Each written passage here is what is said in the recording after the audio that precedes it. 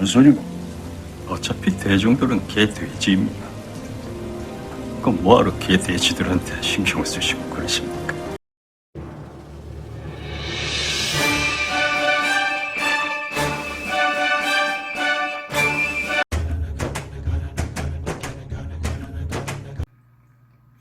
안녕하세요. 정치를 품격 있게 풀어드리는 정치클래스TV의 심상만입니다. 오늘은 박근혜 전 대통령의 옥중 편지를 받아온 유영아 씨의 미래한국당 비례공천 후보 등록에 대해서 이야기해 보겠습니다. 이 영상의 부제는 빤히 보이는 꼼수입니다. 얼마 전 유영아 씨가 박근혜 대통령의 옥중 편지를 가지고 나와 크게 화제가 된 적이 있습니다. 코로나19로 전 국민이 힘들어하고 있는 시기에 갑자기 뜬금없이 태극기 부대는 미래통합당을 주축으로 모여서 이번 선거를 이겨라 라는 메시지죠. 이런 메시지를 남겼고 이후 얼마 지나지 않아 유영아 변호사가 미래통합당이 만든 비례정당인 미래한국당의 비례대표 공천 후보로 등록을 했습니다. 간단히 뇌피셜만 굴려봐도 저거는 계획된 옥중 편지였구나 라는 생각이 너무 들어서 갑자기 피식하고 제가 웃은 적이 있습니다. 지금부터는 저의 뇌피셜입니다. 4.15 총선이 얼마 남지 않았고 코로나19가 전국을 휩쓸고 있을 때 어쩌면 미래한국당은 이 코로나 전국에서 자신들에게 유리한 큰 한방이 필요했던 것 같습니다. 그 시점에서 미래통합당이 유영아 씨에게 메시지를 던지지 않았나 라는 뇌피셜이죠. 결론은 내가 박근혜의 옥중 편지를 가져오면 공천을 주겠다 라는 것이죠. 이것은 기초적인 상식만 있어도 빤히 보이는 수가 아니겠습니까?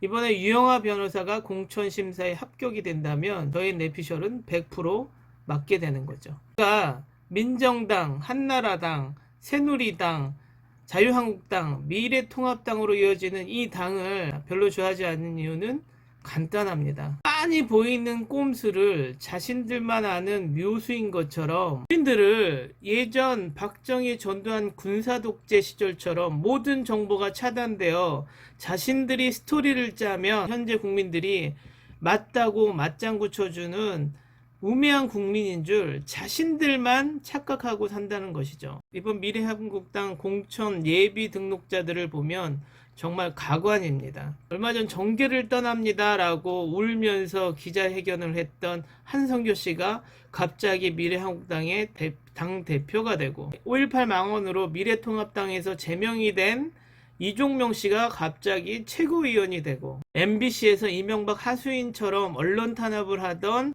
전 MBC 사장 김재철 씨가 비례공천 후보에 등록하고 가장 코미디 같이 보였던 것은 이 사람입니다. 지금의 가로세로 연구소의 멤버 전 MBC 김세희 기자.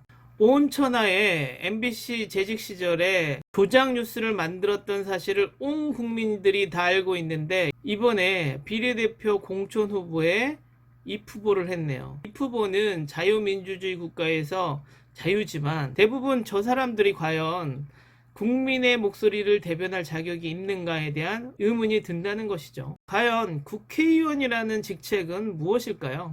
대의민주주의를 실행하는 대한민국에서 모든 국민이 이 정치에 참여를 할 수 없기 때문에 대신 내가 가서 나의 의견을 수렴해줘 란 의미로 나를 대신하는 대표를 뽑는 것인데 제가 보기엔 뽑히기 전에는 머리가 땅에 닿을 듯 조아리다가 당선만 되면 목에 깁스를 하는 정치인들. 이젠 너무 뻔히 보이지 않나요? 얼마 전 TV 프로 정치합시다에 나온 홍준표 씨의 그가 국회의원이 된 이유를 듣고 저는 귀를 의심했습니다. 검사 시절에 자신이 감옥에 보낸 범죄자들이 너무나 협박이 심해서 자신의 가족을 보호하기 위해서 국회의원이 됐다. 아주 자랑스러운 듯 이야기를 합니다. 이럴 때 쓰는 말이 있죠. 할 말은 많지만 하지 않겠다. 여러분들이 대신 생각해 주십시오. 지난번 인천 지역구 민경욱 의원이 자신의 지역구 시민 앞에서 자신을 지지하지 않는다는 것을 알고 침을 뱉고 고소하라고 얘기한 사건. 또 이현주 의원이 학교 급식 참모들에게 비하하는 표현으로 밥하는 아줌마 발언.